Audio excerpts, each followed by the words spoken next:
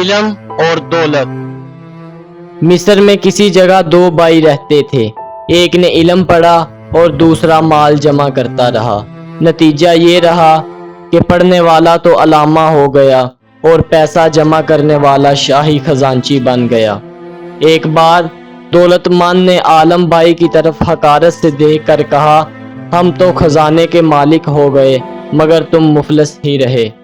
عالم بھائی نے کہا، بھائی جان، میں تو اس حال پر خدا کا شکر گزار ہوں کہ اس نے مجھے پیغمبروں کی میراث علم عطا فرمائی ہے، مگر آپ ہیں کہ فرعون کی وراثت یعنی مصر کی حکومت پر اترا رہے ہیں۔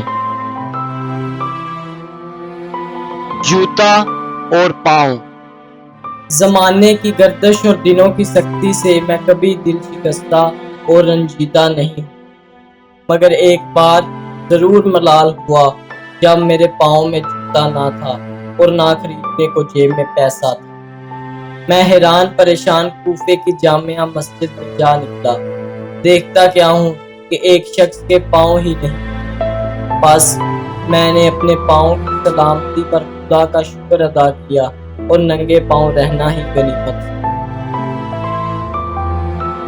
دکھاوے کی نماز۔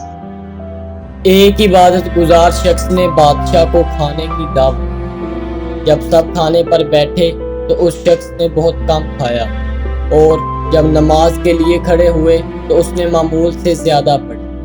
مقصد یہ تھا کہ لوگ اسے بڑا کم خوراک اور آبد و زاہد سمجھے۔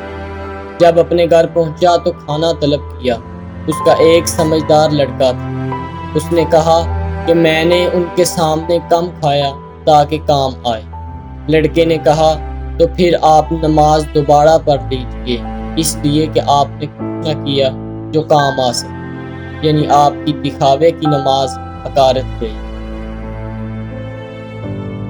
سونا چاندی۔ ایک مسافر کسی بڑے ریگستان میں راستہ بھول گیا۔ بدقسمتی سے کھانا بھی ختم ہو چکا تھا اور برداشت کی طاقت نہ رہی۔ ہاں، کمر سے کچھ روپے بندھے تھے۔ جب ارد گرد پھر کر غریب نے کہیں راہ نہ پائی تو بے چینی سے جان دے دی۔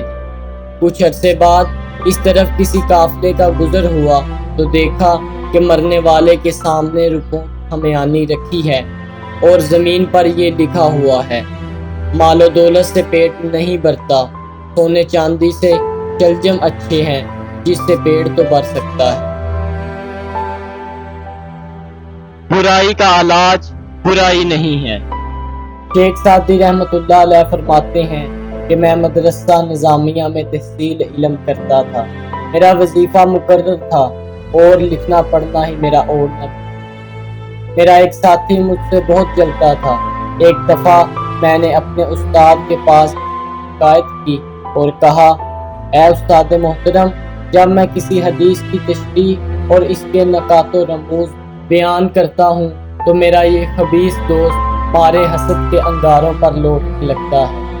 اس پیشوائے عالم مقام استاد نے بگڑ کر فرمایا، دوست کا حسد کرنا تو تجھے پسند نہ آیا، نامعلوم تجھے کس نے بتایا کہ غیبت اچھی چیز ہے۔ اگر اس نے کمینہ پن کی وجہ سے دوزخ کا راستہ اختیار کیا ہے تو اسی قسم کے دوسرے راستے پر تو بھی دوزخ پہنچے گا۔